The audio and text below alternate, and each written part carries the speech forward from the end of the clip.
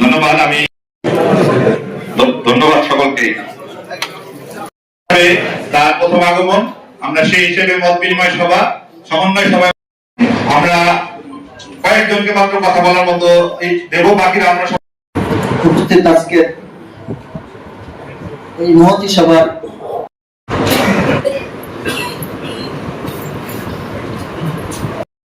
MP মহোদয় আছেন, উপজেলা পরিষদের উপদেষ্টা, ওনার সাথে আমাদের আমাদের 114 পটুয়াখালী 4 গোলাপাড়া ও রাঙ্গামালী এমপি মহোদয়ের সাথে কথা হয়েছে।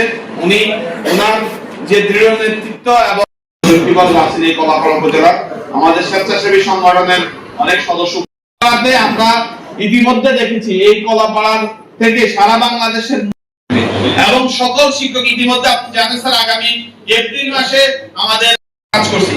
আমরা ইতিমধ্যে এই বিষয়টা এনশিওর করেছি যে আমাদের প্রত্যেকটা ফি যত মিনিমাম কমানো যায় আমরা ইনশাআল্লাহ চেষ্টা করব। সেজন্য আমরা বদ্ধপরিকর। ভূমির একটা বড় হাব হিসেবে আমাদের এখানে পায়রা কোর্ট অবস্থিত। তথাপিও আমরা জানি যে আমরা কয়েকজনকে মাত্র কথা বলার মতো দেব, বাকিরা আমরা সবাই শুনবো। বদ্ধপরিকর।